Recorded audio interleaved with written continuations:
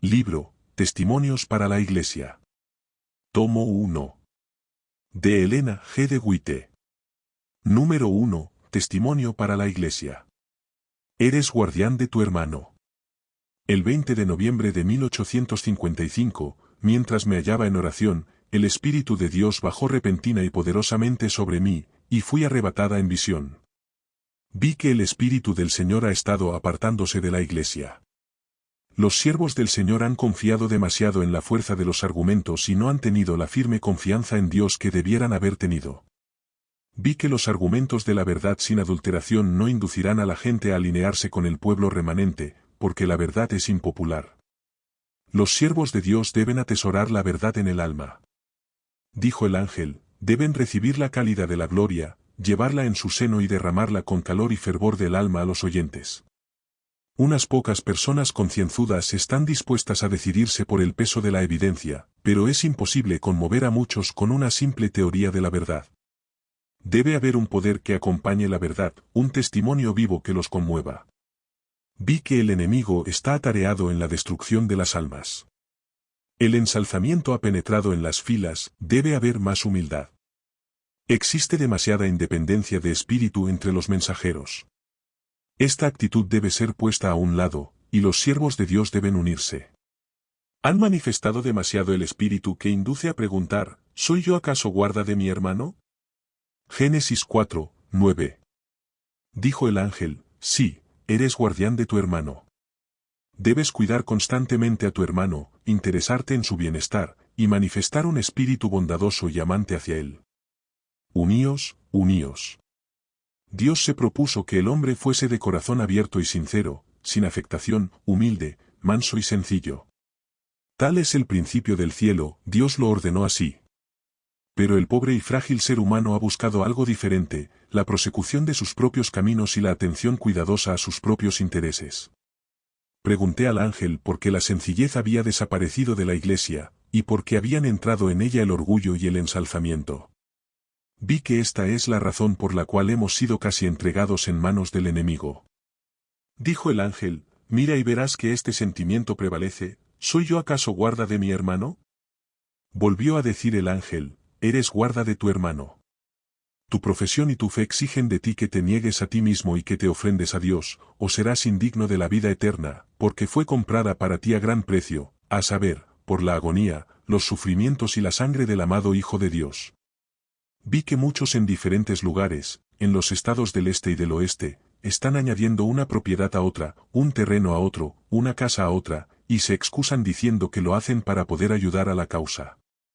Se encadenan a sí mismos, de manera que pueden ser de muy poco beneficio para la causa. Algunos compran un terreno y trabajan con toda su fuerza para pagarlo. Su tiempo está tan ocupado que casi no pueden dedicar un momento para orar y servir a Dios, ni para obtener de él fuerzas para vencer las tentaciones. Se hallan endeudados, y cuando la causa necesita su ayuda, no se la pueden prestar, porque deben primero librarse de las deudas. Pero tan pronto como se libran de una deuda se hallan más imposibilitados de ayudar a la causa que antes, porque vuelven a contraer obligaciones aumentando sus propiedades. Se lisonjean de que su conducta es correcta porque emplearán los créditos en la causa, cuando, en realidad están acumulando tesoros aquí. Aman la verdad en palabra, pero no en obra. Aman la causa precisamente en la medida en que sus obras lo demuestran. Aman más al mundo, y menos a la causa de Dios. La atracción de la tierra se robustece más, y se debilita la atracción del cielo. Su corazón está con su tesoro. Por su ejemplo, indican a los que los rodean que su intención es permanecer aquí, pues este mundo es su patria. Dijo el ángel, eres guarda de tu hermano. Muchos han hecho gastos inútiles, tan solo para complacer los sentimientos, el gusto y los ojos, mientras la causa necesitaba los mismos recursos que así usaban, y mientras algunos de los siervos de Dios iban mal vestidos y se veían estorbados en su labor por falta de recursos. Dijo el ángel, pronto habrá pasado su tiempo de trabajar. Sus obras demuestran que el yo es su ídolo y que le ofrecen sacrificios.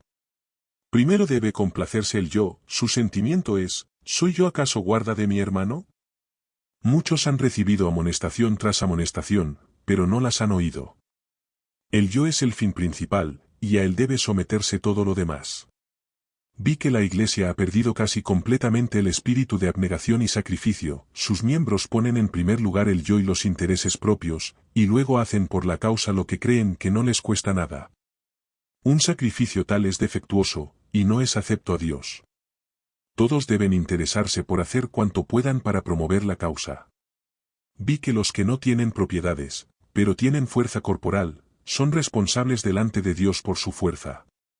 Debieran ser diligentes en los negocios y fervientes en espíritu, no deben dejar que realicen todos los sacrificios los que tienen posesiones. Vi que ellos también pueden sacrificarse, y que el hacerlo es deber suyo tanto como de los que tienen propiedades. Pero muchas veces los que no tienen posesiones no se dan cuenta de que ellos pueden negarse a sí mismos de muchas maneras, pueden gastar menos para sus cuerpos y para complacer sus gustos y apetitos, y ahorrar mucho para la causa, para así hacerse tesoros en los cielos. Vi que hay hermosura y belleza en la verdad, pero si se le quita el poder de Dios, se vuelve impotente. La hora en que comienza el día de reposo. Vi que todavía sigue siendo así, de tarde en tarde guardaréis vuestro reposo. Levítico 11 y 32. El ángel dijo, tomad la palabra de Dios, leedla, comprendedla y así no podréis errar. Leed cuidadosamente y en ella encontraréis qué significa tarde, y cuándo es. Le pregunté al ángel que si Dios sentía desagrado por su pueblo por comenzar el sábado en la forma como lo habían hecho. Fui llevada hacia atrás al primer sábado observado y seguí al pueblo de Dios hasta este tiempo, pero no vi que Dios estuviera disgustado con ellos. Pregunté cómo era que a estas alturas tuviéramos que cambiar la hora de comenzar el sábado. El ángel dijo, vosotros comprenderéis, pero no todavía, no todavía. El ángel dijo, si se recibe luz, y esa luz se pone de lado o se rechaza, entonces viene la condenación y el desagrado de Dios, pero antes que se reciba la luz no hay pecado, porque no hay luz que ellos puedan rechazar. Vi que algunos pensaban que el Señor había mostrado que el sábado debía comenzar a las 6 de la tarde, cuando yo había visto únicamente que comenzaba en la tarde, y se supuso que tarde significaba 6. Vi que los siervos de Dios debían unirse y avanzar juntos. Opositores de la verdad. Se me presentó el caso de Stephenson y Hall, de Wisconsin. Vi que mientras nos encontrábamos en Wisconsin en junio de 1854, ellos habían tenido la convicción de que las visiones procedían de Dios, pero las examinaron y las compararon con sus conceptos de la época futura, y como las visiones no concordaban con estos, sacrificaron las visiones y mantuvieron sus ideas acerca de la época futura. Mientras se encontraban de viaje en el este la primavera pasada, ambos actuaron mal y fueron intrigantes. Han tropezado en la teoría de la época futura, y están listos a tomar cualquier iniciativa que perjudique a la review. Los amigos de la revista deben despertarse y hacer todo lo posible por salvar del engaño a los hijos de Dios. Estos hombres se están vinculando con gente mentirosa y corrompida. Han tenido evidencia de eso. Y mientras profesan simpatía y unidad con mi esposo, ellos, especialmente Stephenson, caían como víboras a su espalda. Mientras hablaban suavemente con él, al mismo tiempo estaban inflamando Wisconsin contra la review y sus directores. Especialmente Stephenson participaba activamente en este asunto. Su objeto era conseguir que la review publicara la teoría de la edad futura, y en caso contrario destruir su influencia. Y mientras mi esposo actuaba con sinceridad y sin sospechar nada, procurando encontrar la forma de deshacer sus celos, y mostrándoles francamente los asuntos de la oficina, y procurando ayudarles, ellos observaban en busca de algo que estuviera mal y miraban todo con ojos celosos. Mientras los contemplaba, el ángel dijo, ¿piensan ustedes, hombres débiles, que podrán detener la obra de Dios? Hombres débiles, un toque de su dedo puede dejaros postrados. Os soportará solamente por poco tiempo. Se me señaló el comienzo de la doctrina adventista, y aun antes de ese tiempo, y vi que no había habido nada semejante al engaño, la tergiversación y la falsedad que habían sido practicados por el grupo que publicaba el Messenger, mensajero, y una asociación semejante de corazones corrompidos bajo la toga de la religión. Algunos corazones sinceros han sido influidos por ellos, y han concluido que deben tener por lo menos alguna razón que justifique sus declaraciones, pensando que estas personas son incapaces de pronunciar falsedades tan evidentes. Vi que tales individuos tendrían evidencia de la verdad en estos asuntos. La Iglesia de Dios debiera avanzar directamente, como si no existiera esta gente en el mundo. Vi que era necesario hacer esfuerzos definidos para mostrar a los que llevan una vida impía el daño que están haciendo, y si no se reforman, debieran ser separados de los rectos y santos, para que Dios tenga un pueblo limpio y puro en el que se pueda complacer. No deshonréis a Dios vinculando o uniendo lo limpio con lo impuro.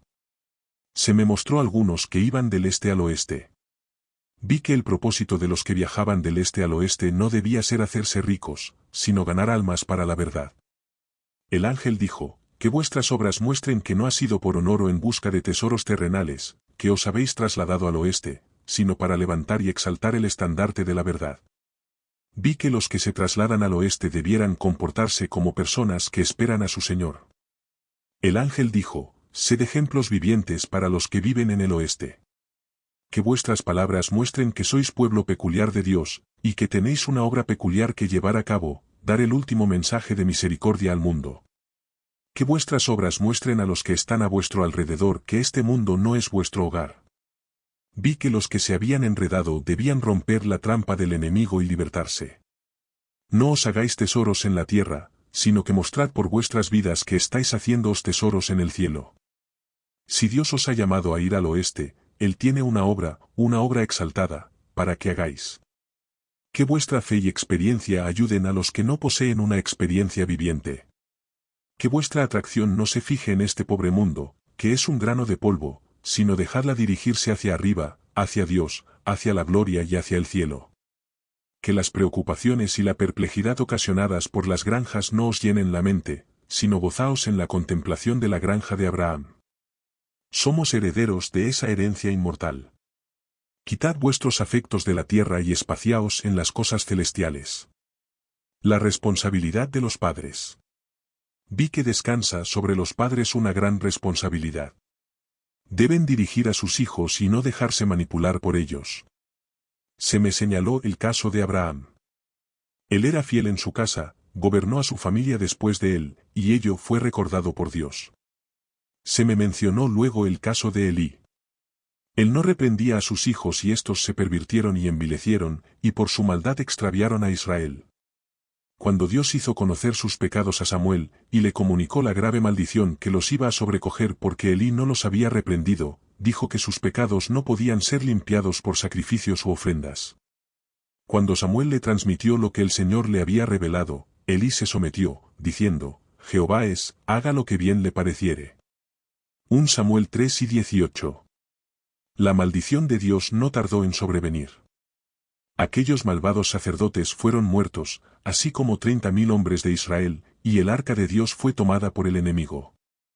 Y cuando Elí oyó que el arca de Dios fue tomada, cayó de espaldas y murió. Todo este mal resultó de la negligencia de Elí en cuanto a reprender a sus hijos.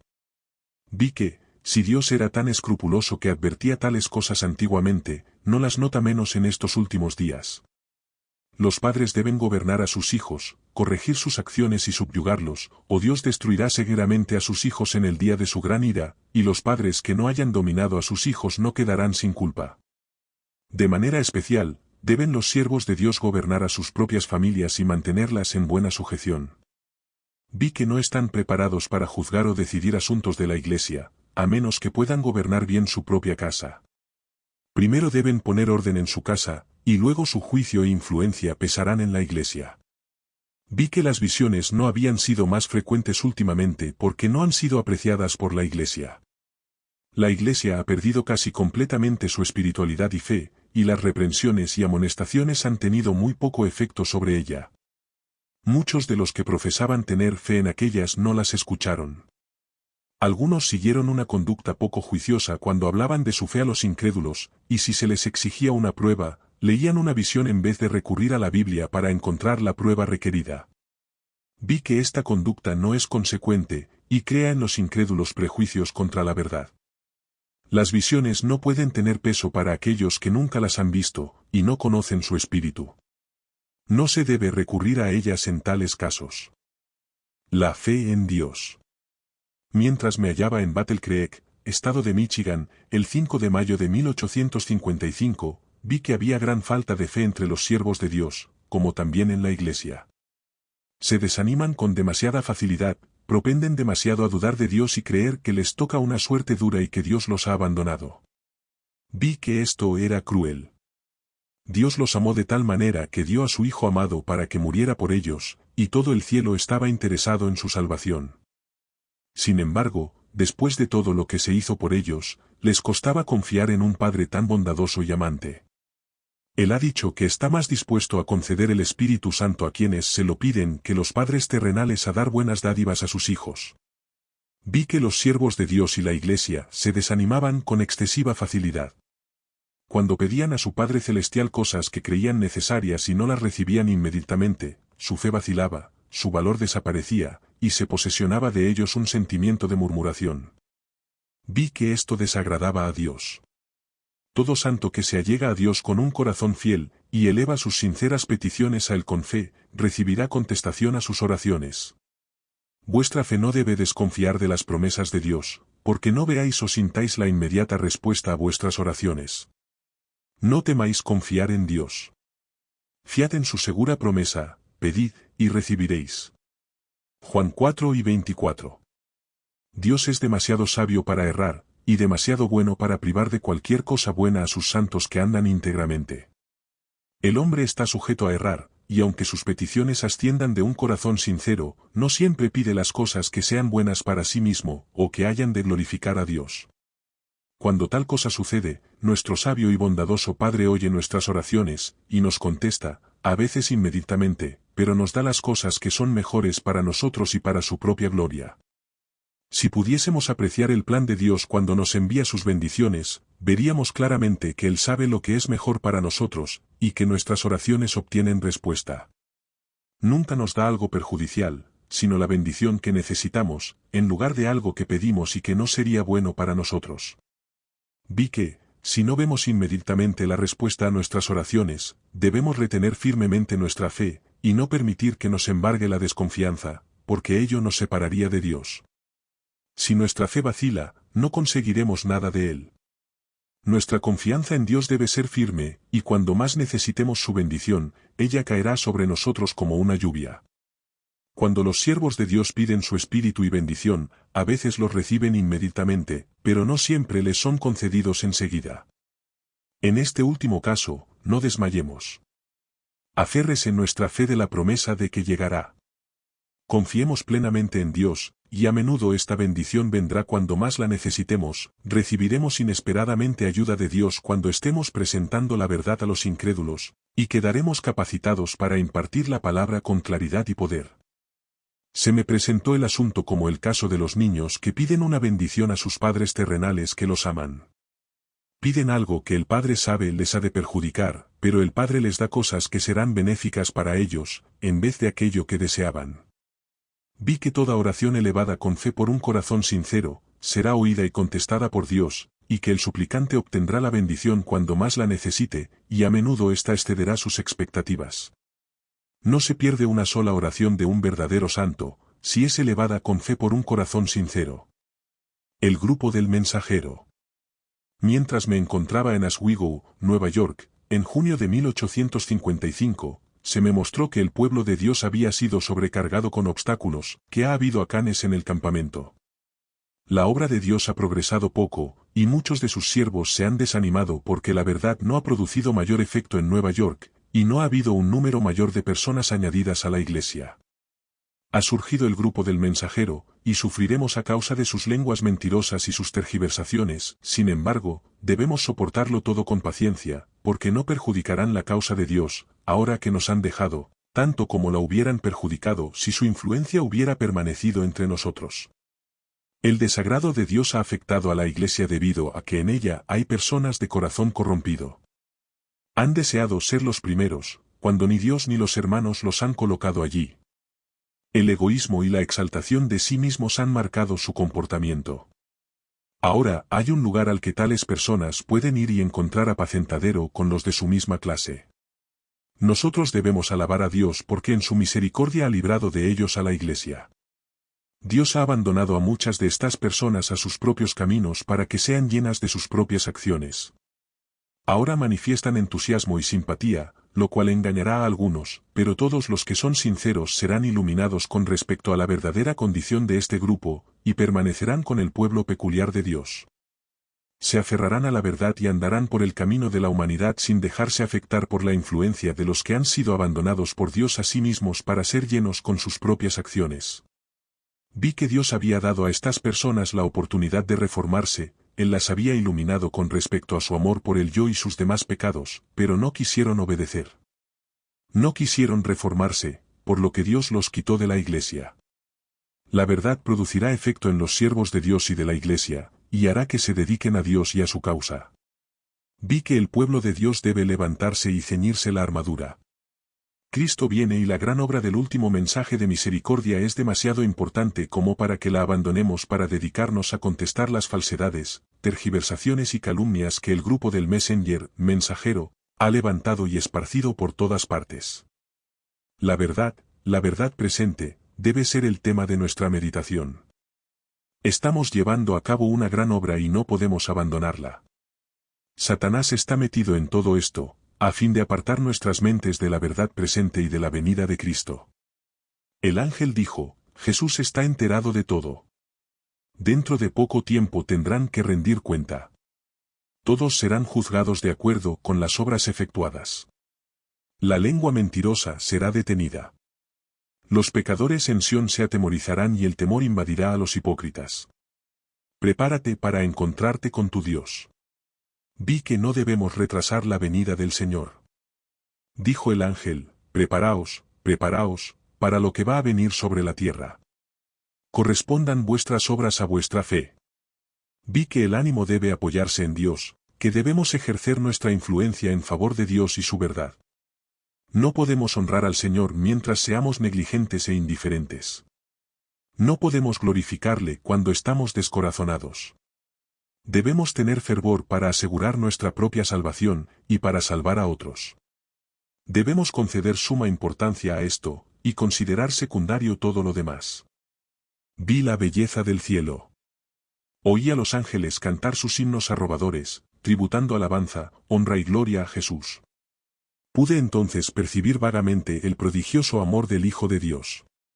Él abandonó toda la gloria, toda la honra que se le tributaba en el cielo, y se interesó de tal manera en nuestra salvación que, con paciencia y mansedumbre, soportó toda injuria y escarnio que los hombres quisieron imponerle.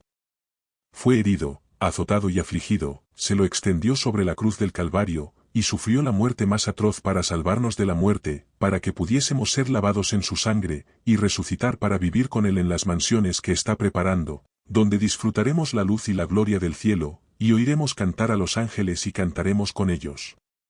Vi que todo el cielo se interesaba en nuestra salvación, y ¿habremos de ser nosotros indiferentes? ¿Seremos negligentes como si fuese asunto de poca monta el que seamos salvos o perdidos?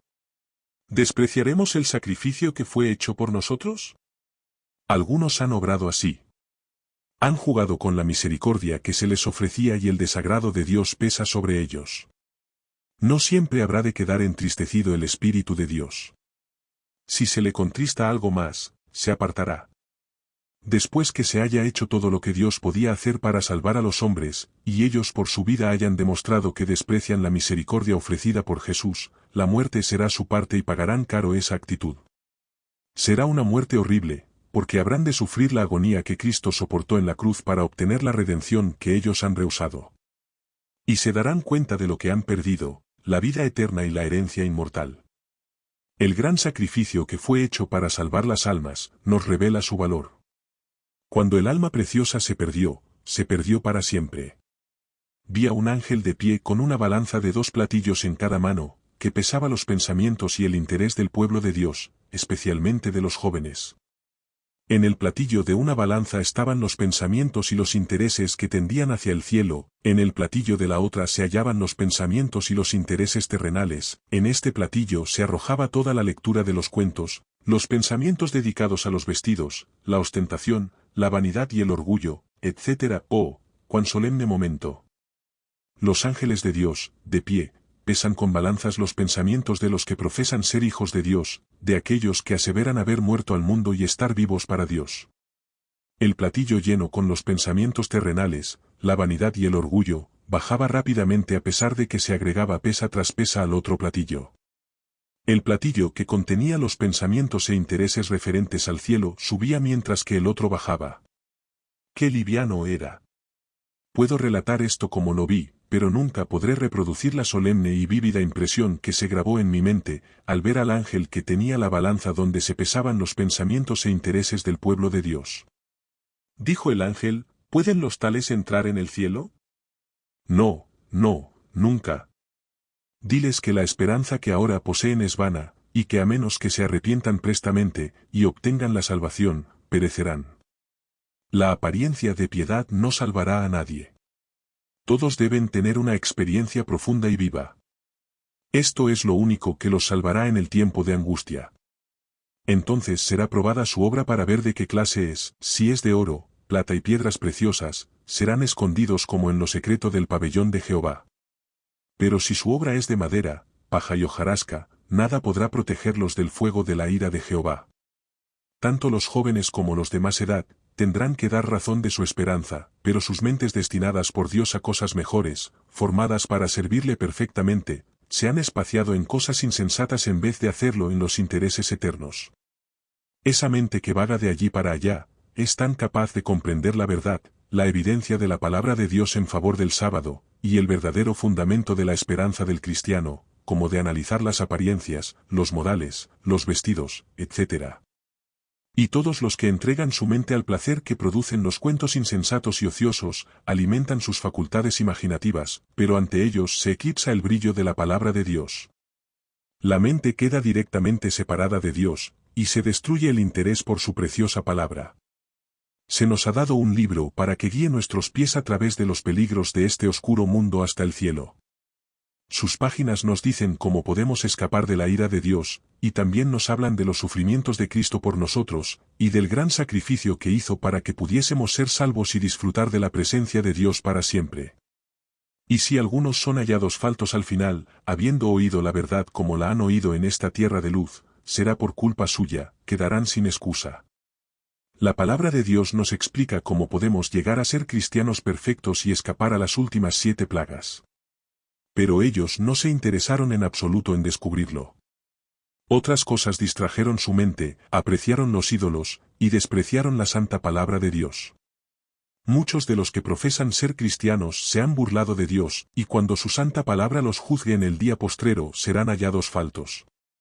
Esa palabra que ellos han descuidado para leer insulsos libros de cuentos, prueba sus vidas. Es la norma, sus motivos, palabras y obras, como también el uso de su tiempo, todas esas cosas son comparadas con la palabra escrita de Dios, y si ellos son hallados faltos, sus casos quedarán decididos para siempre. Vi que muchos se miden entre sí y comparan su vida con la vida de otros. Esto no debe ser. Nadie, sino Cristo, nos es dado como ejemplo. Él es nuestro verdadero modelo, y cada uno debe luchar para distinguirse por su imitación de Él. Somos colaboradores de Cristo, o colaboradores del enemigo. O juntamos para Cristo o dispersamos contra Él. Somos cristianos decididos y de todo corazón, o no lo somos en absoluto. Dice Cristo, ojalá fueses frío, o caliente. Pero por cuanto eres tibio, y no frío ni caliente, te vomitaré de mi boca. Apocalipsis 3, 15-16. Vi que algunos apenas saben lo que es la abnegación o el sacrificio, o lo que significa sufrir por causa de la verdad. Pero nadie entrará en el cielo sin hacer un sacrificio. Debemos tener espíritu de abnegación y sacrificio. Algunos no se han ofrecido a sí mismos ni a sus propios cuerpos sobre el altar de Dios. Conservan un genio impulsivo y arrebatado. Satisfacen sus apetitos y atienden sus propios intereses, sin tener en cuenta las cosas de Dios. Los que están dispuestos a hacer cualquier sacrificio para obtener la vida eterna, la tendrán, y vale la pena sufrir por ella, crucificar el yo, y sacrificar todo ídolo. El más excelso y eterno peso de gloria, supera todo lo demás, y eclipsa todo placer terreno.